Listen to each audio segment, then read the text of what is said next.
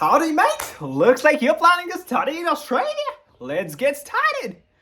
It took me 10 minutes to do that accent. Oh. Okay, so the first con of studying in Australia, which absolutely no education counselor will tell you, is that getting a job in Australia in your field might be very difficult. A 2019 report by Deakin University states that 81% of past and current visa holders had found casual, part time, or full time work. So 81% people, that's a good number, right? Yes, 81% is a good number, but out of this 81%, 49% people are working for jobs outside their field. So let's suppose you wanted to go for accountancy, you did a degree in accountancy, but the job that you're doing is not in accountancy. This number gets worsened if you look at the current people who are having a post-study work visa in Australia. Out of this, 42% people are working for a job which is very remotely related to what they had come for. 42% are working for a job which is very remotely related to it, and 14% people are working for jobs which are completely unrelated to what they had come for. So if you did not know this video might just be a very big eye-opener for you, because I'll tell you my personal story. I got into Monash, I got into University of Melbourne, and when I had admits from these best universities of Australia, I started researching about these universities. I started to find out what are the cons of studying in Australia. And when I was doing that, I realized that absolutely no one is talking about all these cons. So the rest of the cons might just be more mind-blowing than this one. The second biggest con, why I ended up not going to these universities, which might not affect you at all, but these universities have tie-ups. Now, what do I mean by these tie-ups? So any education consultant that you go to, they will have a tie-up with these universities. I do not want to name any education consultant, but take any education consultant that you have, they will have a tie-up with these universities. So why was that a breaking point for me?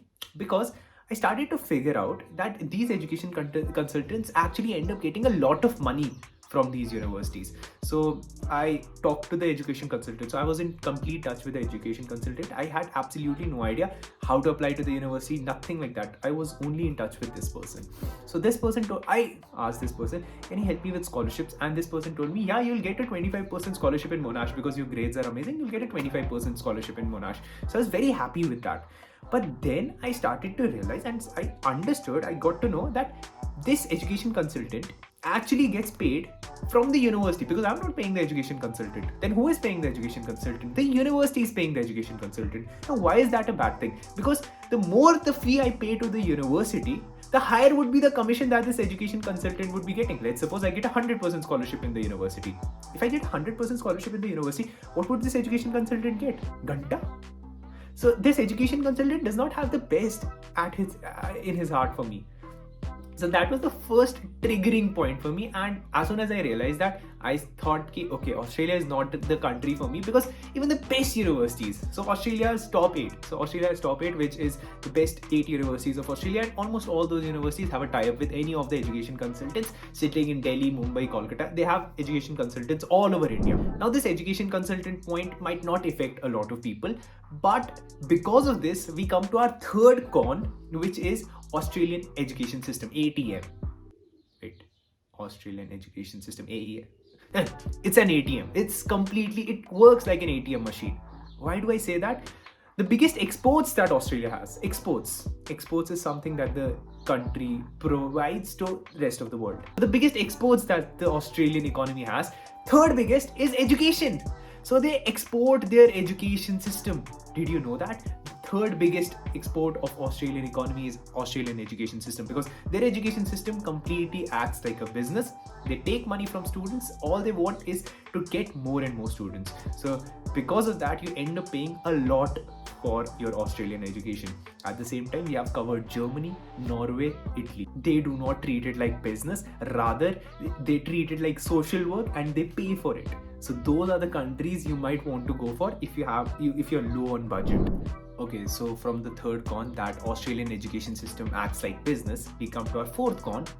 Since it acts like business, they try to take in as many international students as they can. Why do they take international students?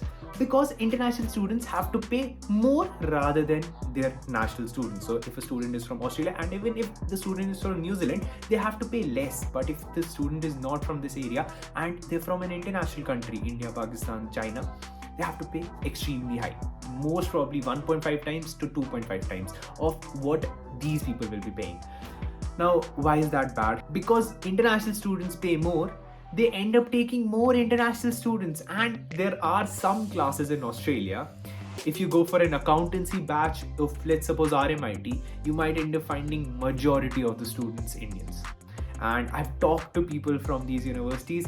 One of them was telling me that there is only one Australian student in our class. One Australian student in a class of 40 people.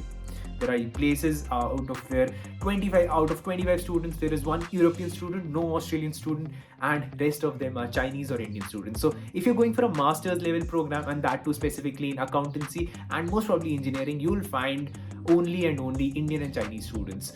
Finding an Australian student might just be a rare sight, unless you're going to a very, very, very prestigious college, which might just be University of Melbourne, University of Sydney. Apart from that, if you go to any other university, most of the classes are made up full of Indian and Chinese students. Fifth con is, back in the day, getting a PR in Australia was very easy. But now it has started to become tougher and tougher and tougher and tougher. So getting a PR in 2010 was very easy. 2015, it started to get tougher and tougher. And now, currently, it's very tough to get PR in, let's suppose, Melbourne, Sydney and Brisbane. It's very tough to get a PR in these cities. But yes, getting a PR in regional area might just be still possible and easy. Sixth point is COVID.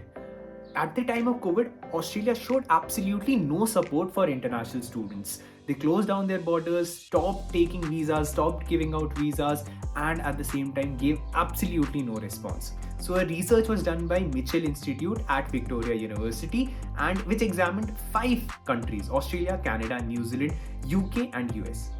And the report came out with this. Look how the pandemic has affected some countries more than others. Look at Canada. It was giving out 350,000 visas, and during 2020 COVID, obviously it went down, but look at it right now. Canada is back up and in fact giving out more visas. Same goes with United States, same goes with United Kingdom. But then look at Australia and New Zealand in this graph. Australia and New Zealand have been going down constantly. A Navitas survey was done, and according to that, this is the report that came out. Look at United States. The number of people who are happy going to United States has increased tremendously. Same goes with Canada, same goes with UK.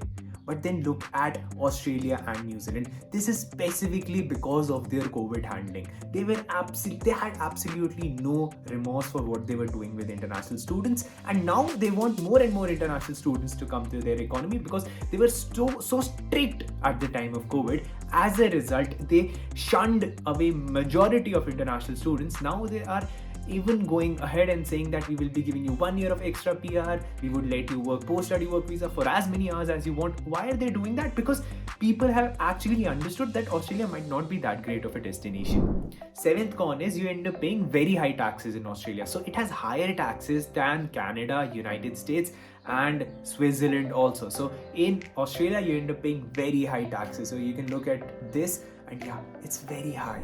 Eighth con is Australia is very expensive. Let's suppose you end up going to Melbourne or Sydney. The amount that you'll be spending in those cities is a lot. Those are the most expensive cities across the world.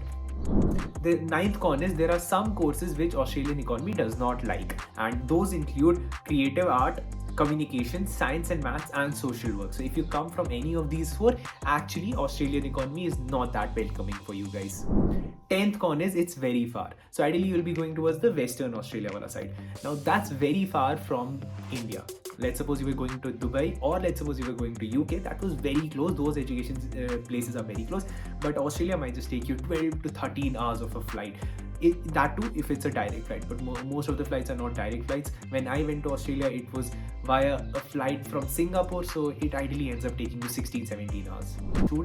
I did this because of that, but I honestly wanted to do this as well. If there is any other topic you want me to make a video on, do let me know in the comment section. And apart from that, you can watch a video on comparison between different countries. That might interest you a lot.